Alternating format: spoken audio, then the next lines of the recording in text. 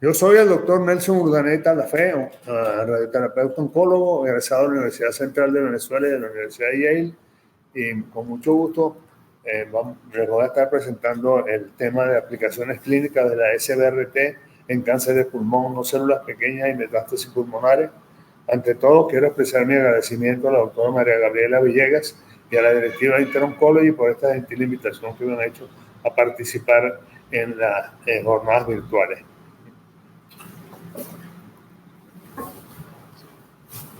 La radioterapia estereotáctica extracraneal se inició en el Instituto Karolinska de Estocolmo en 1994 por Blomgren y colaboradores, utilizando un equipo de inmovilización corporal con marcadores fiduciarios combinados con compresión abdominal.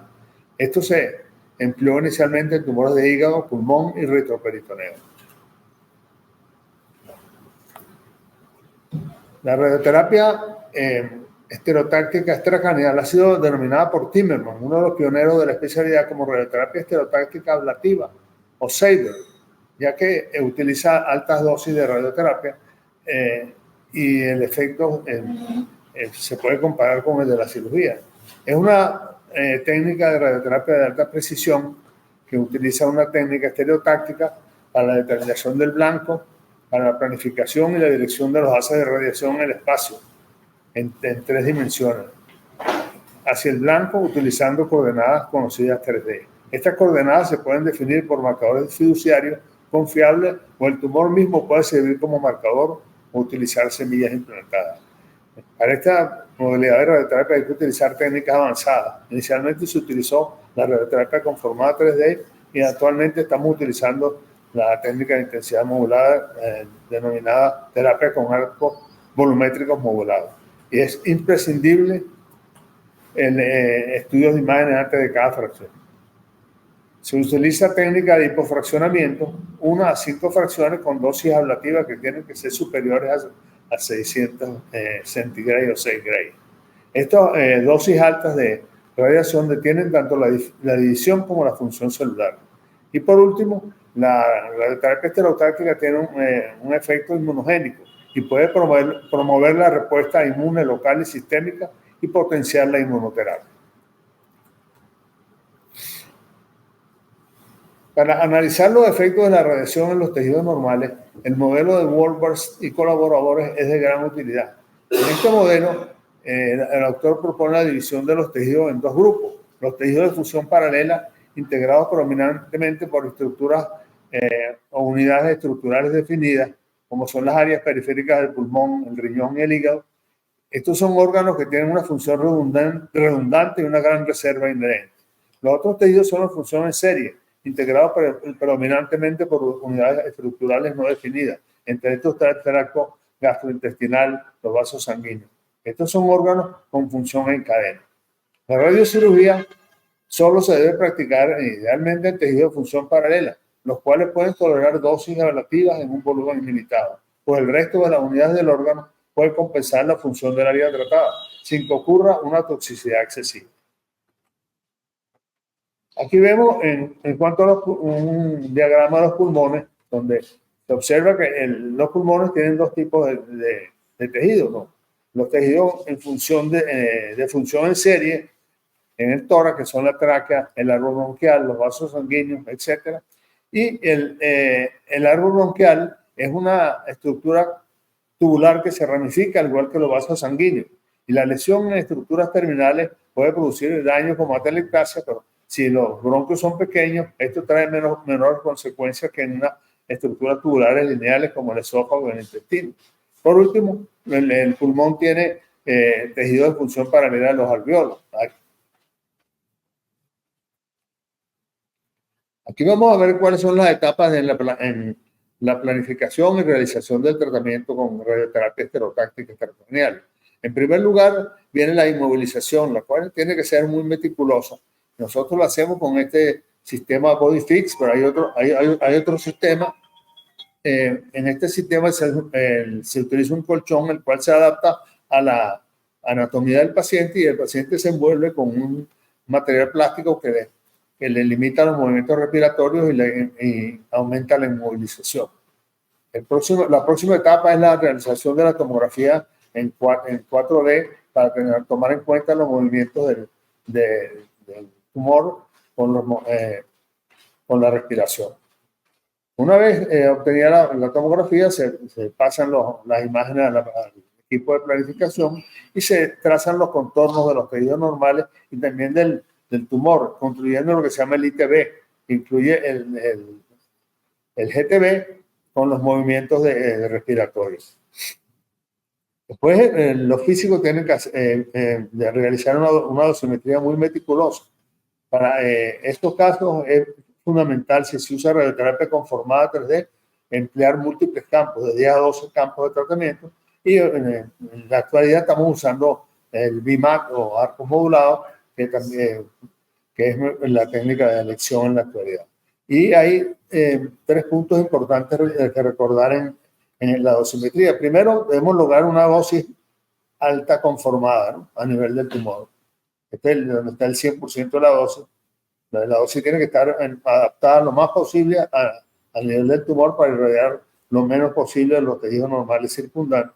Después viene una dosis intermedia compacta, que es la isodosis del 50%. Esto es fundamental que sea lo más restringida posible, porque esta dosis del 50% es la que produce el daño en los tejidos normales. Y por último, hay que aceptar, porque como para lograr esta distribución de dosis tan conformada y con dosis tan alta, tiene que haber un volumen de dosis baja amplio, del 10 al 20%. Una vez planificado el caso y aprobada el plan de tratamiento con los físicos y que cumpla todas las restricciones de tolerancia a los tejidos normales, venimos al tratamiento. Antes del tratamiento hay que hacer la verificación del mismo, realizando un con VCT o tomografía computarizada con ascónico pretratamiento, asegurándonos que el tumor coincida en la posición de la tomografía con ascónico con la tomografía realizada en el tomógrafo de la planificación del tratamiento. Una vez que coincida, se hace la coincidencia exacta, se procede una vez con el tratamiento. ¿Cuáles son las indicaciones de la radioterapia estereotáctica en las lesiones pulmonares? Primero, el carcinoma del pulmón en células pequeñas, en estadio precoz, T1, T2, N0, menor de 5 centímetros, preferiblemente las lesiones periféricas. Las lesiones centrales también se pueden tratar, pero requieren esquemas de fraccionamiento diferentes. ¿Qué es lo que llamamos centrales y periféricos? Esto lo han establecido en los protocolos de trabajo, la RTOG y otros pioneros de la especialidad, determinando que los tumores periféricos son los que están a 2 centímetros por fuera del árbol bronquial central. Incluye la tráquea y los broncos principales y los broncos subglobales. Todo lo que esté por dentro de esta línea azul que veamos aquí es los tumores centrales. Por fuera, tumores periféricos. Otra indicación muy importante en los pacientes inoperables por razones médicas o si rehusan el tratamiento. Y también se ha usado como dosis de refuerzo boost en los tumores localmente avanzados, después que hayan recibido quimioterapia y radioterapia. Otra indicación importante es la metástasis pulmonar, que por lo general deben de ser de 1 a 5 metástasis y menores de 5 centímetros. Y finalmente, los tumores con recidiva local en casos seleccionados. ¿Qué dosis utilizamos? Hay que tener en cuenta la localización del tumor. Los tumores periféricos, que se pueden administrar dosis más altas, que pueden ser de 25 a 34 Gray en una fracción, o 18 Gray por 3 fracciones, 12 Gray por 4 fracciones o 10 Gray por 5 fracciones. Nosotros no utilizamos la dosis única, pero este es un esquema que es aceptado porque fue demostrado en un estudio de la RTOG que era similar a otros esquemas fraccionados. El que más utilizamos es el de 18 Gray por 3 fracciones y en los tumores centrales 10 Gray por 5 fracciones. En los tumores centrales, como vemos aquí, el fraccionamiento tiene que ser más bajo. Y una dosis segura ha sido 10 Gray por 5 fracciones. ¿Cuáles son los resultados en los tumores, en el carcinoma de no células pequeñas precoz? Se ha encontrado que en estos tumores T1, T2, estadio 1, en múltiples series retrospectivas con más de 4.000 pacientes tratados con esta técnica, se han encontrado cifras de control local del 85 al 90% a los 3 y 5 años, con cifras de sobrevida global de 50 a 95% a los 3 a 5 años. O sea que es una técnica bastante efectiva y que no es invasiva y, como vamos a ver más adelante, con la morbilidad baja.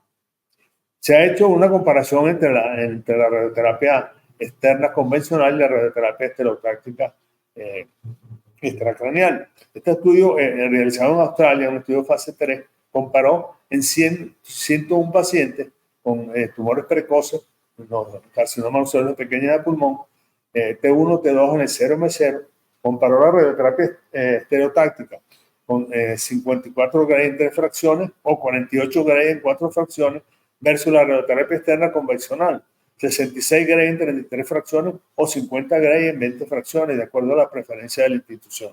Se encontró que las residuas locales con la radioterapia estereotáctica fueron significativamente menores, 14% versus 31% con radioterapia externa convencional.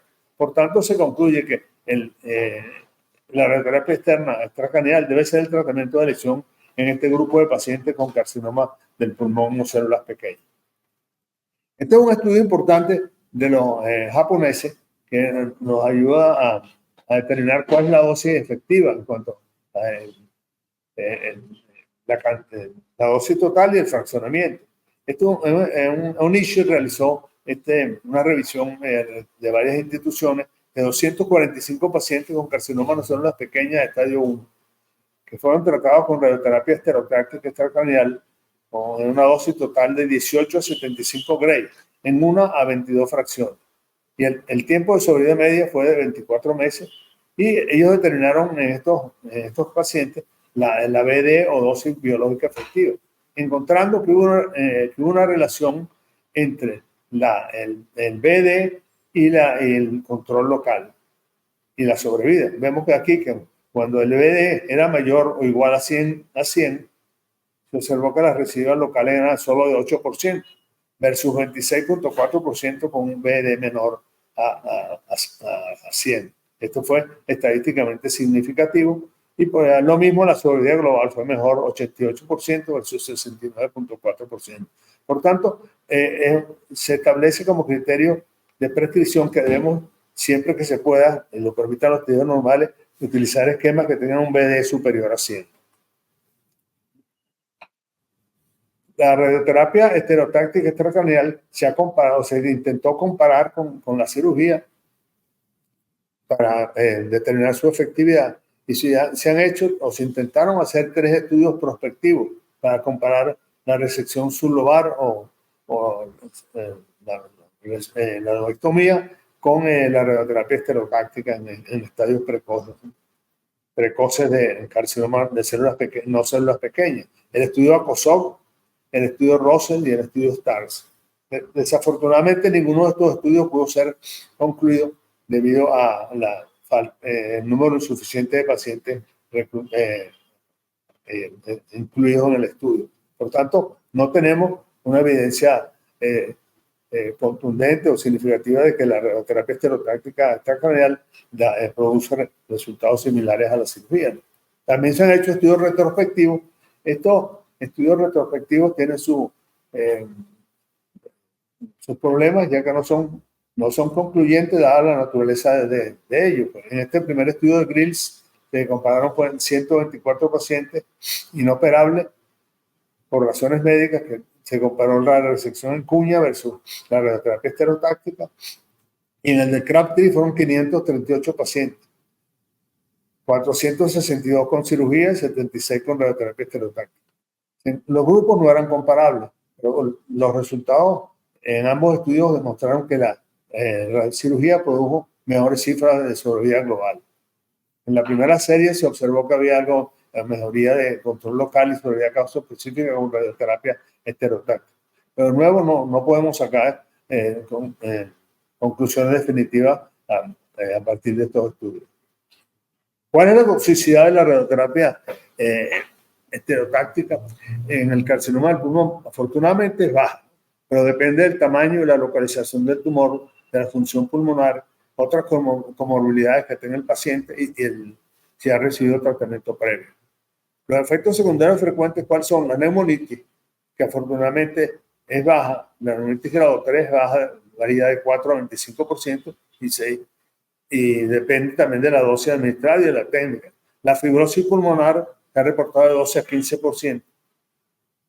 Pero los cambios radiológicos sí son muy frecuentes, pues, los vemos prácticamente en todos los casos, pero muchos de estos pacientes no tienen síntomas. Es muy importante, como dijimos anteriormente, distinguir las lesiones periféricas de las centrales. En el estudio de la Universidad de Indiana se ensayó un esquema de 60 a 66 Gray en 3 fracciones, observando toxicidad grado 3 en las lesiones centrales de 27% versus 10% en las lesiones periféricas. O sea que estos esquemas son prohibitivos para las lesiones centrales. Como dijimos al principio, en estas lesiones hay que utilizar fraccionamientos diferentes. Si se hacen estudios de función pulmonar después de la radioterapia estereotáctica, se ha visto que hay muy pocos cambios en los pruebas de función pulmonar. Y otro dato que es interesante, que se ha utilizado los inhibidores de la ECA para prevenir la neumonitis. Nosotros administramos de rutina esteroides de cada fracción. Otras complicaciones son el dolor torácico, que es bajo y varía también con la dosis y la técnica, de 5 a 25%. Las fracturas costales también son muy poco frecuentes.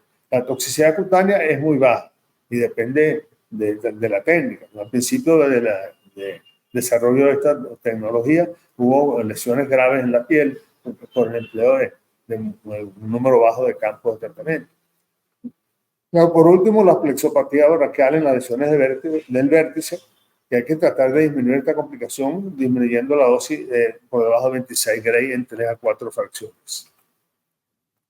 Es muy importante al planificar el tratamiento con radioterapia estereotáctica tener en cuenta las dosis de tolerancia de los órganos a riesgo.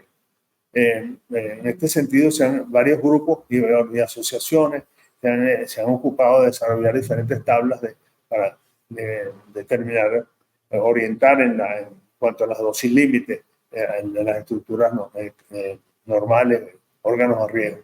En esta tabla que presentamos aquí, que es de la Universidad de Pittsburgh, se resumen las tolerancias de los órganos normales para tres esquemas: el 54 Gray en 3 fracciones, 48 en 4 fracciones o 50 Gray en 5 fracciones.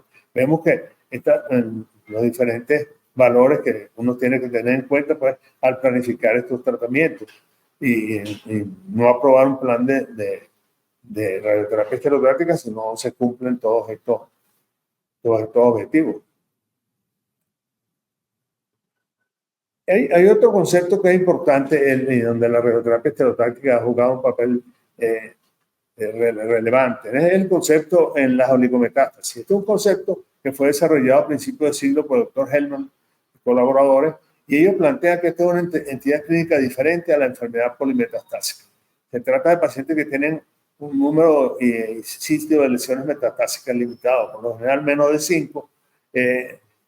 En ellos, la forma localizada del tratamiento puede ser efectiva, ya que no son pacientes que tienen una enfermedad tan agresiva como aquellos que tienen un número mayor de metástasis. La evidencia viene de los pacientes tratados con cirugía que tienen, con metástasis hepática, que se han reportado sobrevida de 5 años de 25 hasta 27% y de 10 años 22%. Lo mismo la metástasis pulmonares. Es importante el diagnóstico temprano de estas oligometástasis, ya que el tratamiento loco regional debe ser agresivo, ya sea cirugía o radioterapia estereotáctica. En cuanto a este grupo de pacientes, hay que haber un metaanálisis que realizó en 943 pacientes que presentaban de 1 a 5 lesiones metastásicas. Se encontró el control local fue del 94.7% al año, la sobrevida global 85% y la sobrevida libre de progresión 51%. La toxicidad fue muy baja, menor del 2%. Entonces, si resumimos, en estos pacientes con menos de 5 metástasis y se revisa la experiencia mundial, hay más de 1.800 pacientes tratados una sobrevida libre de enfermedad de aproximadamente 20% a los 2 a 3 años, sobrevida global de 25 a 40% y tasa de control de 80% a los 2 años. Otra área en la cual la radioterapia externa estereotáctica puede ser utilizada es en los pacientes con residuos por radioterapia. Nosotros lo hemos utilizado ocasionalmente, pero se han visto varias series que han demostrado resultados preliminares halagadores, pero tienen un corto seguimiento. Los esquemas que se han utilizado han sido 48 en 4 fracciones o 5 Gray por 10 fracciones. La cifra de control local oscila entre 60 y 95%, pero hay que tener en cuenta que la toxicidad es elevada, puede ser hasta el 63%, incluyendo muerte. Por lo tanto, es importante la selección de los pacientes, evitar, por ejemplo, irradiación en el tratamiento en aquellos pacientes que ya han sido tratados en la misma área del pulmón. Y cuando lo hemos hecho, hemos utilizado estos regímenes de 500 centígrados o 5 Gray por 10 fracciones. Ya hablamos al principio de la posibilidad del efecto inmunogénico de la radioterapia externa estereotáctica extracraneal. Se sabe que las radiaciones ionizantes producen la liberación de antígenos tumorales, los cuales, al ser reconocidos por el sistema inmune de adaptación, pueden producir regresión del tumor fuera del campo de radioterapia. Esto es lo que se conoce como el efecto abscopal. Si se usan dosis altas por fracción, radioterapia estereotáctica, el efecto inmunológico antitumoral es mayor comparado con fracciones convencionales. Por tanto, la combinación de la cirugía estereotáctica con la inmunoterapia puede ser un tratamiento sinergístico y efectivo. Y en este sentido, se están realizando diversos estudios para investigar si la combinación de la radiocirugía con los inhibidores de los puntos de control, PD1, anti-PD1, anti-PDL1, pueden ser utilizadas en estadios precoces del carcinoma de pulmón no células pequeñas. En este sentido, no hay un consenso, pero los agentes más utilizados han sido el pembrolizumab, atezolizumab y el durvalumab. Para finalizar, vamos a presentar nuestra experiencia, un estudio observacional de que comenzamos a practicar la radioterapia estereotáctica extracraneal. Los tumores pulmonares fueron 58 pacientes que representan más o menos el 48% de toda la serie. Hay 28 pacientes con carcinoma no células pequeñas y 30 con metástasis pulmonares. La técnica que utilizamos al principio fue radioterapia conformada 3D en el 32% de los pacientes con carcinoma de pulmón, pero actualmente utilizamos el BIMAT en el 60% de los casos. El esquema que nos ha utilizado es el de 18 Gray por 3 o 10 Gray por 5. Lo mismo en la metástasis pulmonares, la técnica muy parecida. Pues, al principio la radioterapia conformada 3D y después el BIMAT y los fraccionamientos similares. En los tumores, carcinoma no células pequeñas de pulmón, la mayoría de los casos tratados fueron estadio 1A y el 1B. En las metástasis pulmonares, el tumor primario original más frecuente fue el de tumores de cabeza y cuello, seguido de tumores gastrointestinales y tumores ginecológicos. En cuanto a la respuesta al tratamiento, los tumores primarios de pulmón se pudo observar una respuesta completa en el 67%, una respuesta parcial en el 14%. Y en las metástasis pulmonares, esta cifra fue menor, 23%, con un 10% de respuesta parcial.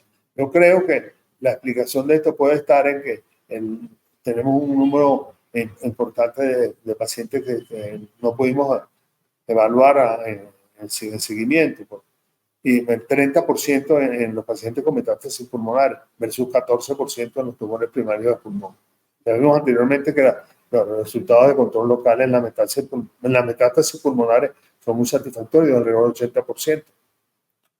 Las recaídas en estos casos, pues en la mayoría de los casos tuvieron recaída a distancia, 28.6%, seguido de recaídas locorregionales, 14%. En cuanto a la sobrevida, aquí tenemos los casos de carcinoma de pulmón no células pequeñas, 28 pacientes.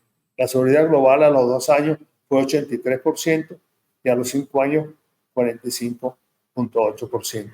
Haciendo la sobrevida causa específica 88% y 55% respectivamente.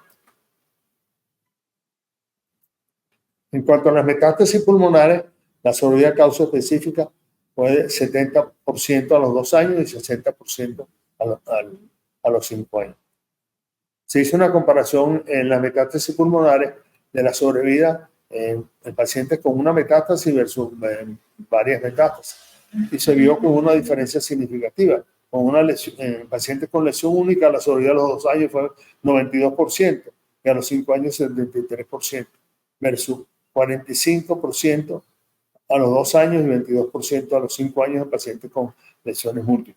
Este fue un efecto, fue una diferencia estadísticamente significativa. Por último, vamos a presentar brevemente un caso que nos pareció interesante, que tiene ya varios años de seguimiento. Una paciente de 70 años de edad, atendimos inicialmente en el año 2017 con un carcinoma de células escamosas queratinizantes con patrón de células claras en el lóbulo superior derecho del pulmón, de aproximadamente como de 4.8 centímetros. Se clasificó como un estadio 1B, T2A, N0, M0. Se le hizo previamente una toracotomía diagnóstica, pero el tumor no pudo ser resectado. En ese momento, el paciente recibió radioterapia estereotáctica con técnica de Rapid-ARC y una dosis de 5000 centigray o 50 gray en 10 fracciones. Este tratamiento fue administrado en marzo y abril de 2017. Siguió su control sucesivo y estuvo evolucionando bien. Solo se observaron cambios compatibles con fibrosis. Aquí vemos la lesión tratada, los arcos utilizados y lo mismo en esta otra imagen y los denominados histogramas de dosis y volumen, que es lo que nos permite determinar que el tumor está bien cubierto con la dosis prescrita y que los tejidos normales están recibiendo dosis por debajo de la tolerancia. Esta paciente, en el año 2019, se le practicó un CTP de control. Encontramos que había un nódulo subpleural en el segmento posterior del lóbulo superior derecho, con hipercaptación del radiotrazador metabólico. Recibió de nuevo radioterapia estereotáctica ablativa y le administramos esta vez una dosis un poquito más baja, 900 centigray por 5, 4500 centigray en 5 fracciones. Fue tratada en noviembre del 2019. Aquí vemos la imagen de la recidiva y los arcos de tratamiento utilizados, lo mismo aquí la distribución de la dosis y pues los histogramas de dosis y volumen que cumplieron las restricciones establecidas. Esta paciente la vimos recientemente y afortunadamente está muy bien, gracias a Dios, y no tiene síntomas mayores. Lo único que tiene es disnea leve de esfuerzo, debido a que tiene una enfermedad broncopulmonar obstructiva crónica. Y en la última tomografía no se observa esa enfermedad. Es un caso que tiene 7 años de tratado, que a pesar de desarrollar una recidiva se pudo rescatar. Muchas gracias por su atención.